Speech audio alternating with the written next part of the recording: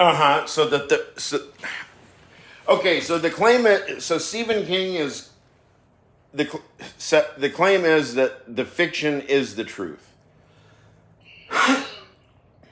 Yeah, but it's not the truth the way people say, well, the truth, the whole truth, and nothing but the truth kind of thing. It's the truth having to do with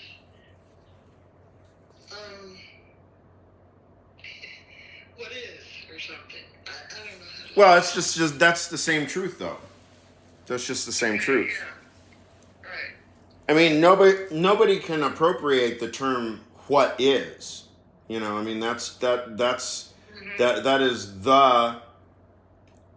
the primary and central number one concept of metaphysics as such. Not even Western metaphysics or Eastern or New Age metaphysics or screwball metaphysics, charlatan metaphysics, fucking radical left, radical right, Bader Meinhof, fucking, it doesn't matter what.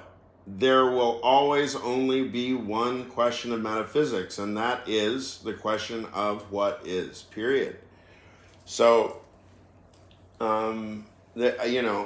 truth, from my perspective, is just one kind of continuous, unbroken block, whether you're talking about, whether the last digit of your phone number is a 6 or a 7, or whether, the meaning of life is blood and soil, or the meaning of life is number, or the meaning of life is love.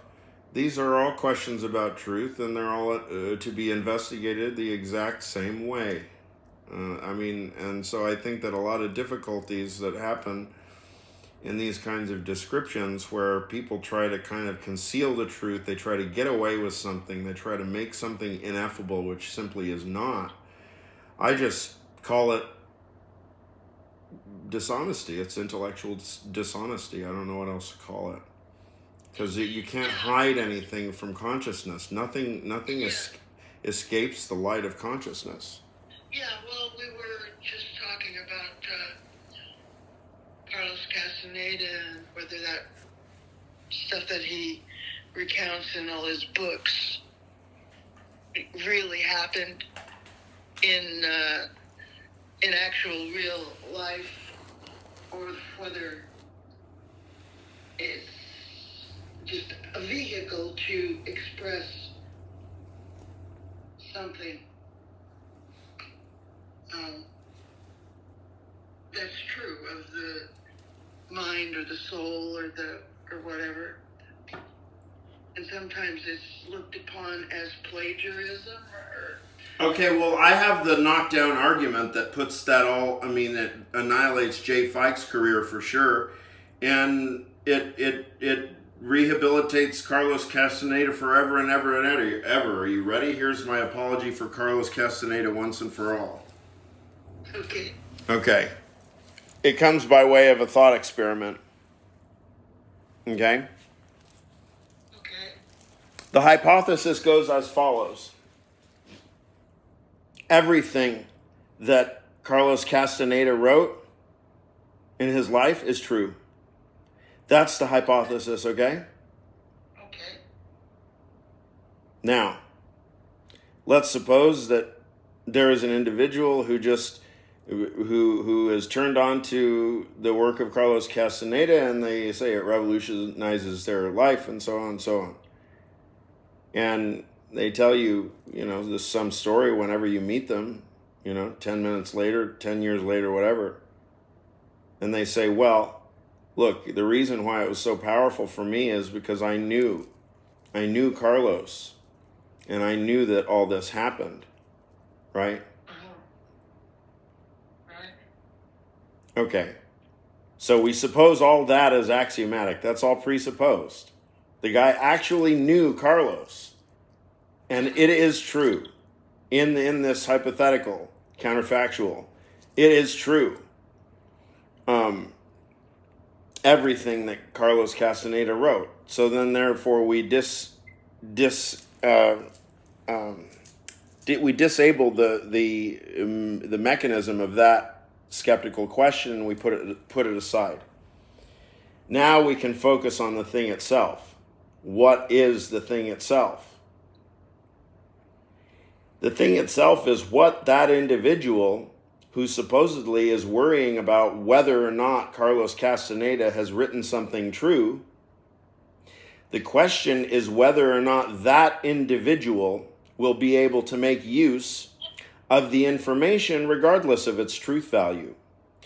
And the whole point, from my perspective, is no serious person will give a good goddamn whether it's true or whether a 5-year-old made it up. It's not the point. The only point is, can you get the traction, the gear cog tines of the gear cog wheels of your thoughts into some different foreign gear cogs? Can you get fresh information into the system? Can you pump some leeway, or love if you prefer? Can you pump some leeway or flexibility into the system? From my perspective, you do that by thinking, and it simply doesn't matter what you think about. The only thing that matters is if it's something that you commit to thinking about, that you like thinking about, that's fun thinking about, then you can just think about it all day long. And then thinking just becomes a piece of cake. So that's my main objection. So beyond that objection, I guess I'm fine.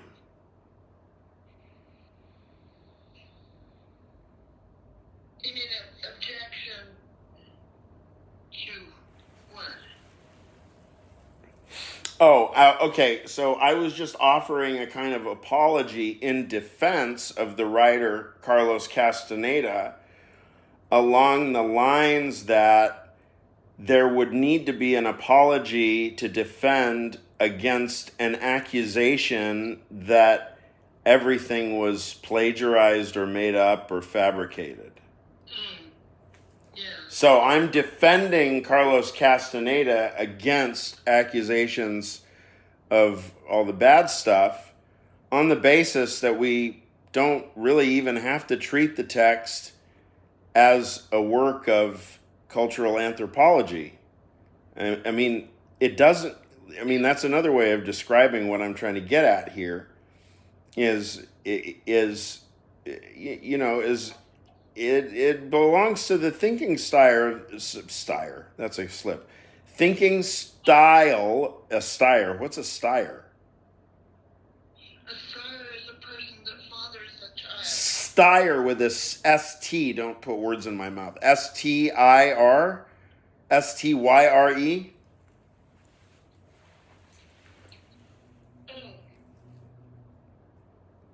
That was the slip. Was Styer. I need to write it down. Hold on. Thinking style, not Styer. I guess it's Styer style now. S-T-Y-E-R. And I'm writing it right over Bertrand Russell's face because that's what he deserves. Styer. And I'll write Stil. S-T-I-L because that's German. S-T-I-L is Stil. Styer, style, Stil, Styer. And what was the other thing? What was the original thing? Thinking style. Yeah. The difference between the subject matter, that's the content, and the thinking style, that's the form. So the content comes from wherever, right? The world. And the style comes from your mind. That's the form. Yeah. So it doesn't really matter what you think about. Ultimately, if you're really like kind of insatiable thinker, you end up thinking about every damn thing anyway. because what happens is, you start seeing like real gaps in your life, like things that you don't think about. Like, I don't know,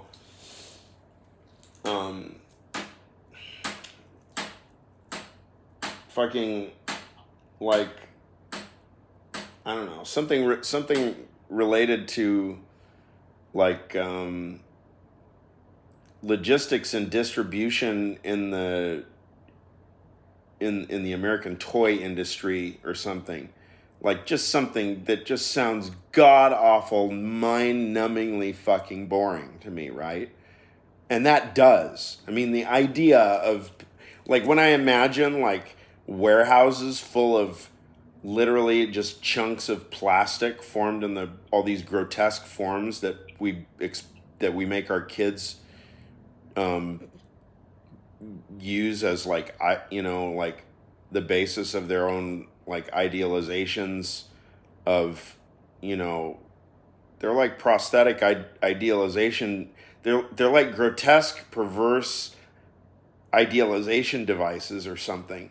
Like Barbie dolls and shit. So anyway, that's all just a really a horrifying idea to me, that I would have to spend like all day analyzing like the accounting at some like mid-level management of a toy manufacturing company. I mean, Jesus Lord, it's like, oh Lord, what have I done to deserve this, right? That kind of thing. That description of that kind of job to me. But that's just a total philosophical blind spot. I mean, the really super hardcore, I mean, if you go to the limit of the kind of things that probably were more rumor in the group rather than Jan like articulating it really in detail, but the idea of just choosing another identity and another kind of personality type and just kind of starting from scratch as a different person, right?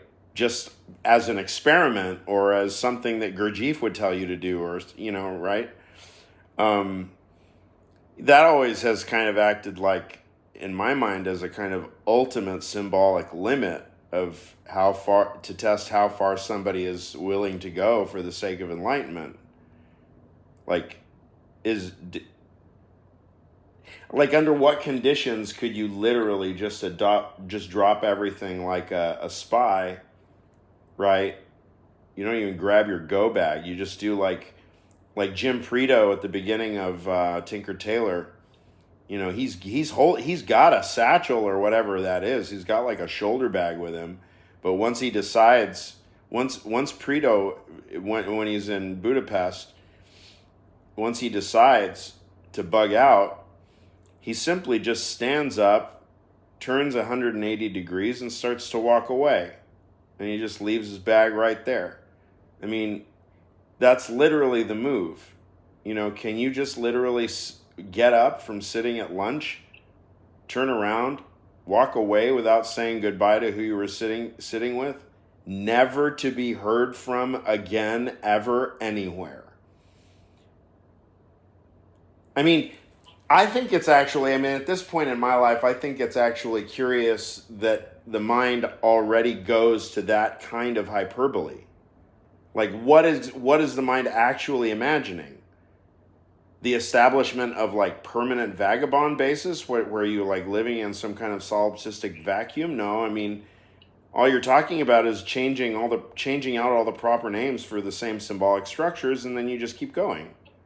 It's no different. You don't change anything just by getting away from people. One way or another, you have to face them square, and you have to keep facing them because they won't go away. So I don't know. It's my intuitions are something like that. That reminds me of Thomas Wolfe.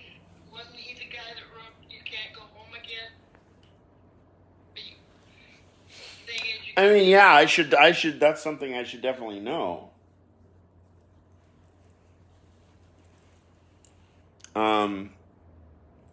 Yeah, home.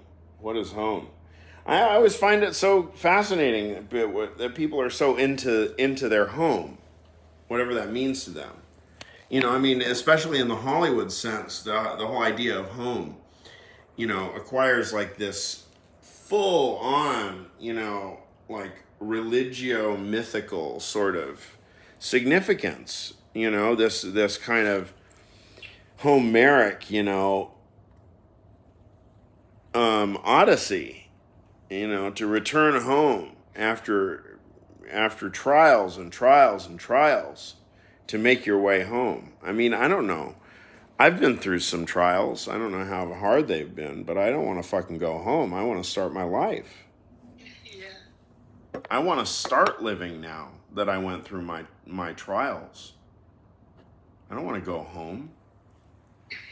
What the fuck is home? What is home to me? Stewart Avenue? That's like a condemned battleground. And every last bit of it, every last thing, because you know my childhood was, you know, the way you know. I mean, it's just marvelously different. You know, I mean, thank God, right, that life gets better. It's fucking because you know, for a while there, you know, by the time I get to my 20s, I start really seriously wondering. Wait a second, you know, I really start wondering. It's in my 20s, maybe, or earlier. You know, like something's not right here. You know. Yeah. Yeah. Yeah, I think I thought something like what you're saying about Carlos Castaneda and the whole UCLA. He was a professor or something there, and I used to think, what difference does it matter? What difference does it make whether Well, whether Carlos Castaneda actually went down there to Sonora or wherever it was, you know, took the bus down there and ran into Don Juan or whatever. This is an all-time question. What difference does it make? Right. Yeah.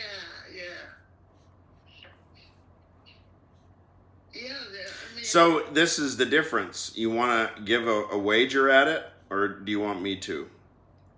What in other words, the question, what difference does it make? What is the difference? Yeah.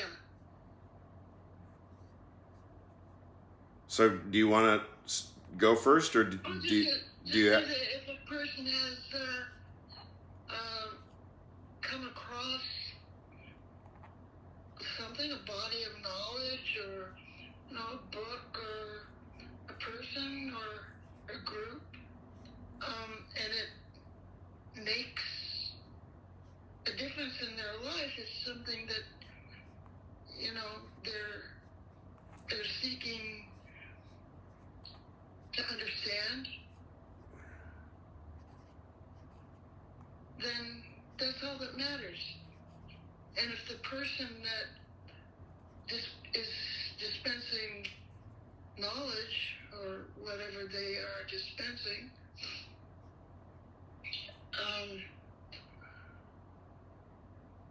I mean, if it means something to this particular person or this particular group, and it's part of the journey, then that's all.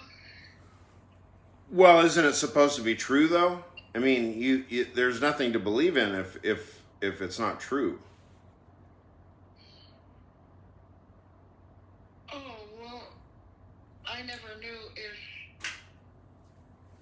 you know, if Carlos Castaneda actually went down to... No, look, let me rephrase. Okay. Um,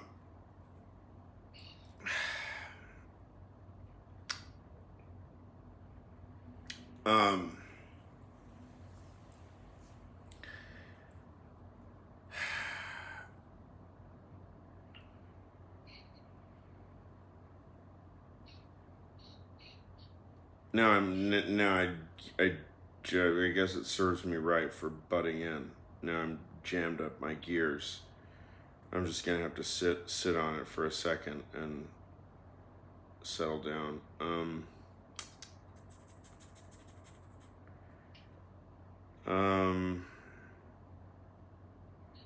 Oh yeah. There it is. About feeling good. Feeling good arguments. The problem is that you made an argument such like something to the effect that, well, if it makes somebody feel good, that's all that matters. Well, it's worth their time if it speaks to them. So we can play the dictionary game, as long as we want to, regarding the meaning of quote speaks to, but sooner or later you're going to arrive at the problem of truth, and you're going to have to take a real firm stand, you yourself, my mom, Dale, about where you weigh in with respect to truth, because I'm not really sure what your theory of truth is. So so every time you try to present descriptions like this that seem to provide some room for there to be alibi, such that somebody cannot be held to their own words. Well, there's all kinds of things that cannot be verified, under the sun. There's what's truth, what's fiction, is what a person feels. Does that count? What they think, does that count? Count? What do you mean count? Count for what? As far as the meaning of a person's life, for instance. I mean, you can go all the way back to the sperm, all this sperm trying to reach the egg or whatever, ovum, and who wins? Which one wins? I mean, but then there's the point of, and then a miracle happens or something. It's like, it's a bird, it's a plane, it's Superman, it's Mighty Mouse, it's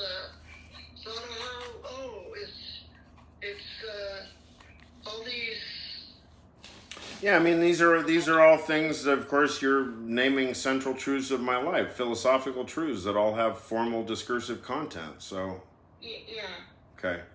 So I'm what I'm claiming is, if anytime there's a claim that there's something that's not formalizable clearly, plainly, and directly to a 5-year-old who probably doesn't have a bad attitude, good attitude, then I hate to say it, but you have more work to do.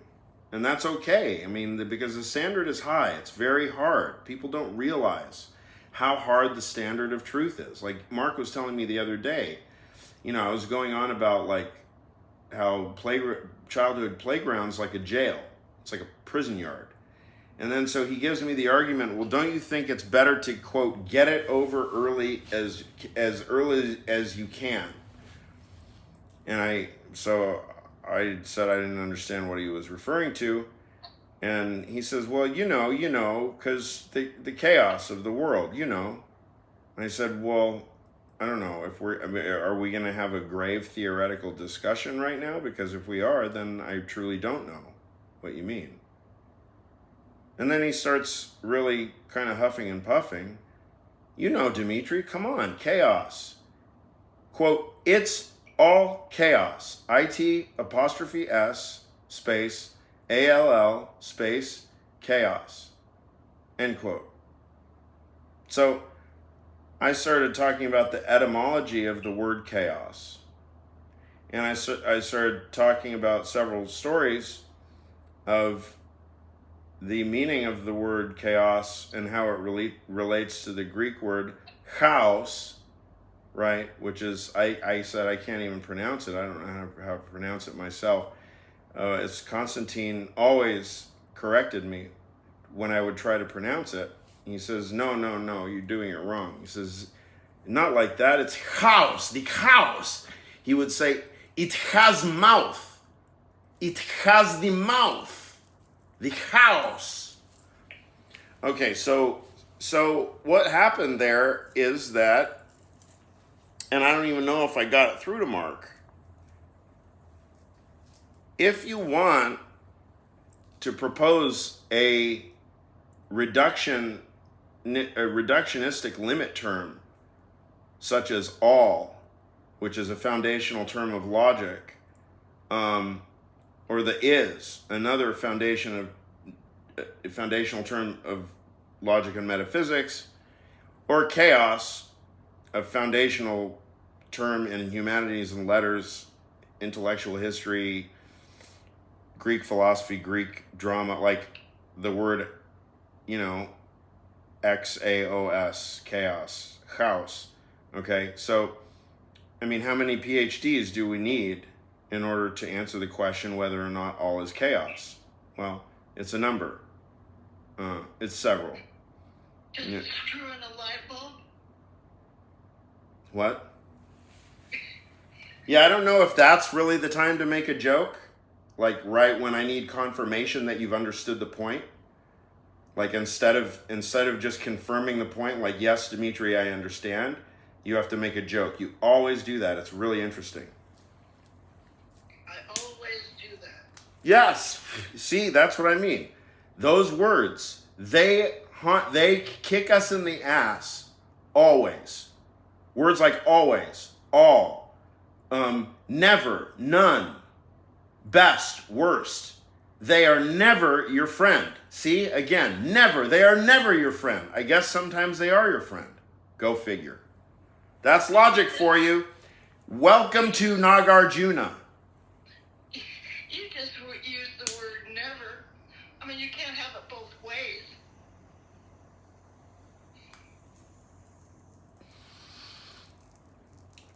Correct. Yeah, that's what I just said.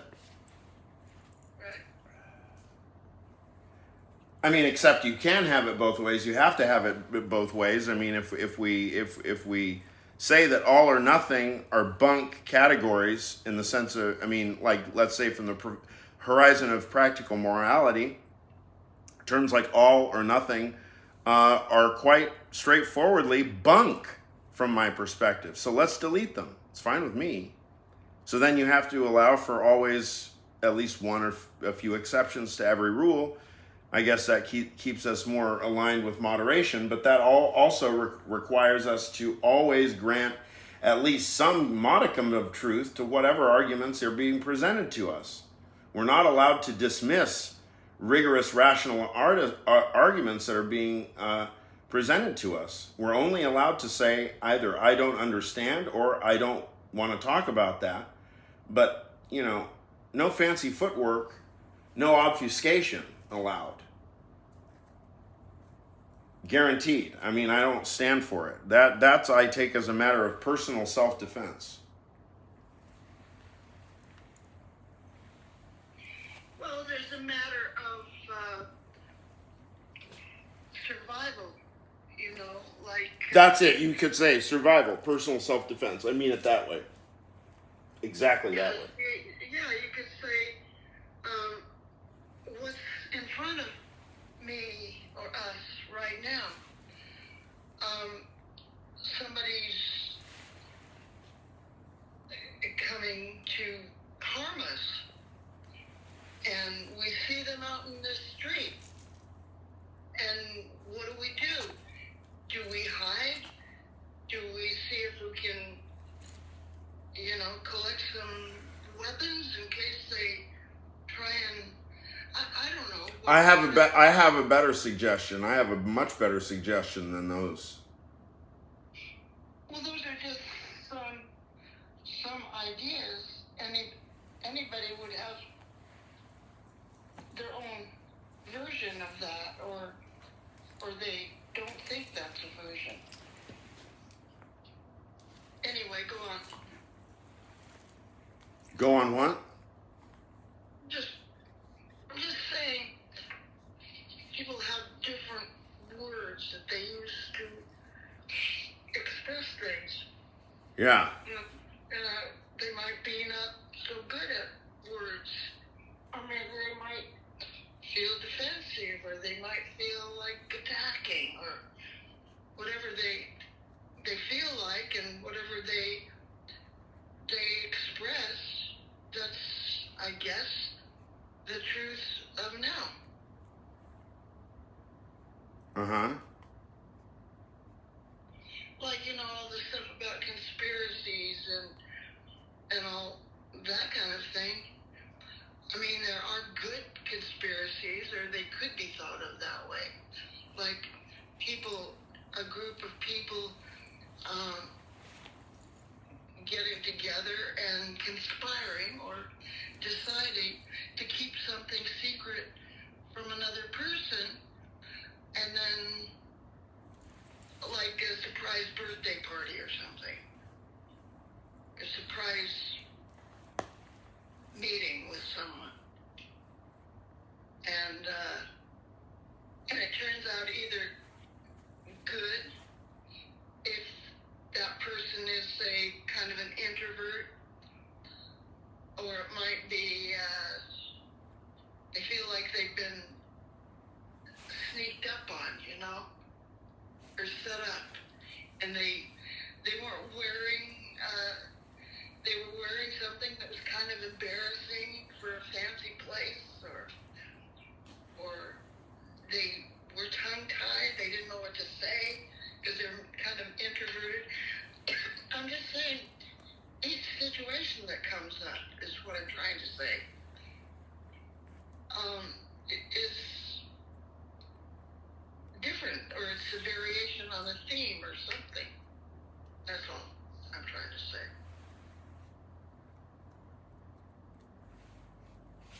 Okay, yeah, variation on a theme. Yeah. Yeah. I mean, like me, I don't think I would want to have a surprise party with all kinds of people I didn't know, or I might be embarrassed the way I was dressed, or I might think, oh my God, I haven't had a shower for a while. Oh, why didn't they tell me? Kind of thing. Other person might roll with the punches and think, well, I'm in the situation, might as well deal with it.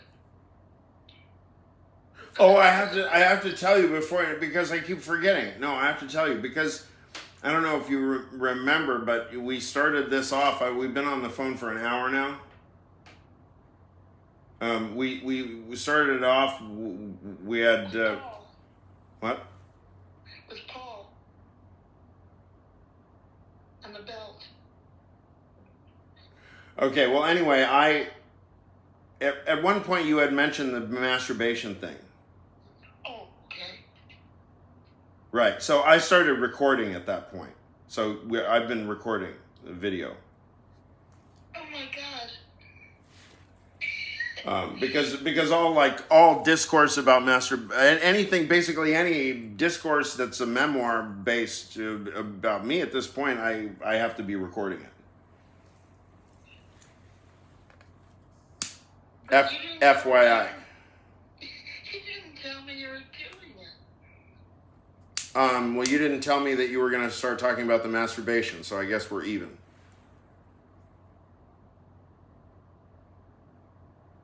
Okay.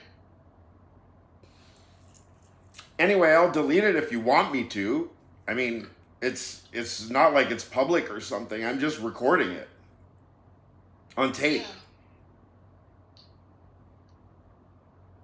For posterity. I mean, you were telling me a couple of weeks ago. You said, you really wanted to record conversations between us, didn't you? Yeah, I said it, but I thought we would both understand that we were being recorded. Well, I thought you would understand that any time something like, you know, a masturbation experience that you and I both went through together, that's going to be being recorded from now on. And if that wasn't abundantly clear before, it is now. Okay. Because this is science. It's not. This is not about my feelings. This is for the world. This is scientific work. That's the way you have to treat it. But then I said some things about myself that, I struggled with. And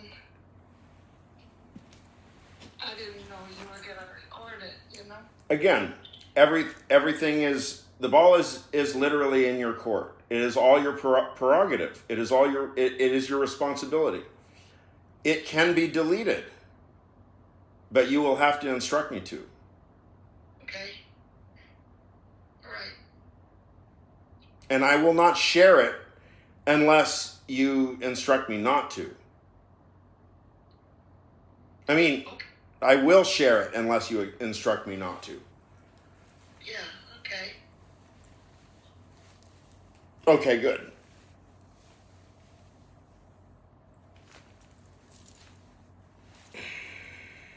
Anyway, yeah, I think we're just gonna all have to get used to the idea of being recorded all the time because the idea of being surveilled is psychologically untenable. Nobody can live under the illusion that they're being surveilled somehow, so we just have to expose everything, and then there is no such thing as surveillance. Done. Right. So it's not easy. It takes a lot of work. It takes a lot of work. And, I don't know how much work I've done in relation to other people. It's impossible to say because age is also a factor. Age, everything's a factor. Environment, DNA, symbolic arithmetic of the family and between generations, and all of that is so very real. So I don't know really what we think that we can discover other than just going step by step very carefully and really nailing down real hard factual hard scientific truths. It's not about belief, it's about testimony. It's about recorded testimony that can be put into the form of arguments and claims to the effect that we're looking at some kind of structure or other, some structure that right now anyway in the West, forget about America, in the entire West, find me someone who can explain to you the structure that we're looking at. Well, you will have to find a theologian or a philosopher, maybe a poet. How about a novelist? That is not an easy question. What is the world that we're looking at right now, especially when we're sitting in the West? I suppose we can indulge in some vague dreams that in the East, like in China, for example, we can kind of do some hand waving and say, oh, well, look at their civilization is so solid because after all they have yin and yang and Confucius and Taoism and they have all this stuff, right? I mean, why wouldn't they? Why would you not? Well, I mean, China has not been through trials. I mean, have we ever heard of such a thing as the 100 years of humiliation? I mean, trials are real. It doesn't matter where you are or what the circumstances. Trials get real.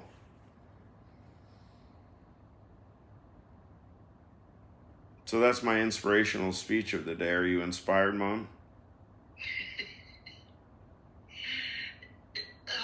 Am I ready? How's this? Am I ready to do stand-up routine yet? I didn't hear you laughing very much. Oh, was this all supposed to be funny? Well, I mean, only if you really if that's what you want to believe, but don't take my word for it. That was another attempted bad joke. I'm sorry. You just told me that I'm. There you go. And then so I'm thinking, oh, I better not do that. I better not do that because that, I don't know what. Well, right after I've just explained some tricky technical thing, I don't know. I mean, it's something that I've only now just recently noticed. But now I'm kind of noticing it does happen from time to time. It's like I'll be thinking that I'm making some tricky technical point, and then like the next thing you'll say is some unrelated joke, and I'll think, well, huh?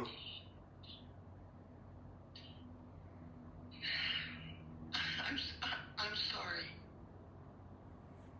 And I mean, it kind of speaks to, because you also have to appreciate the idea that you do yourself have some kind of Oedipal formation, and we're assuming that I have no Oedipal formation really. So it it could be an example of the differences in literally like inflections and like speaking style and what assumptions about what is happening in a conversation. Like, to me, pretty much every conversation, it doesn't really it doesn't involve any power relations. um and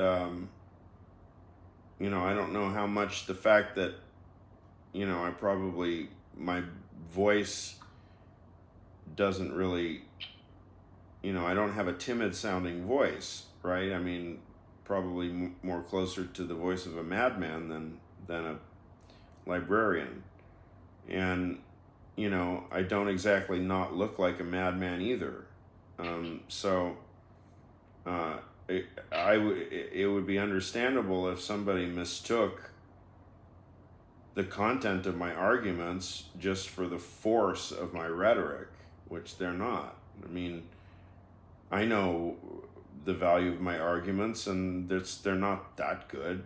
I mean, I don't have good arguments myself. Mostly, I just point to the writers that I know are mostly correct, and I say, well, those guys can say it better, but I can give it my best shot, but you really got to go to the source.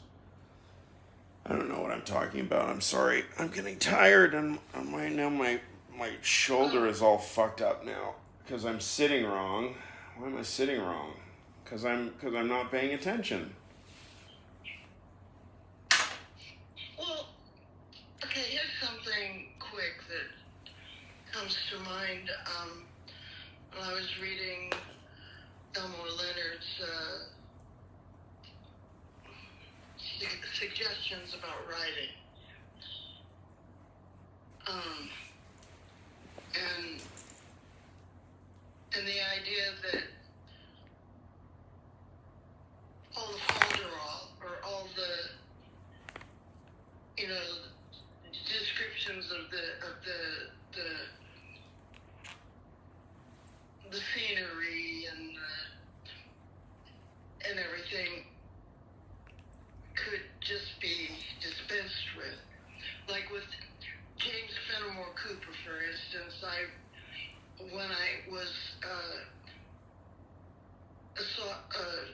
a junior in high school, we had American Lit, and we each had to write a really long a paper on whatever American author we chose, and I chose James Fenimore Cooper. Oh man, it just went through all these sagebrush and trees and all this stuff, and I used to just skip through to the dialogue, and that's the point that Elmore Leonard was making. How many of you, now be honest, don't skip all the scenic stuff and go right to the dialogue? And I thought, yeah, that's me. I get kind of bored with all the what I consider extraneous. Yeah. And I skip to the dialogue. Yeah. And like James Fenimore Cooper, 5 novels, I think it was, or something like that. It could have been really exciting stuff if he had taken all the folderol out of it and just wrote it as dialogue, like a play. Yeah. Yeah, so I don't know. Yeah, that's like the Occam impulse. Oh, the razor kind of To thing. shave. Yeah. Shave the beard. Oh, shave the beard? Yeah. Is that what you just said? Occam's razor shaves the beard. Oh. Huh. So, yeah, but the way we started out this conversation, now you've got me wondering, because that's how it started, kind of like, and when you were saying, remember about Deanna and Oren and the belt and everything, and then I thought that it was going to go into that, our conversation, and then it changed.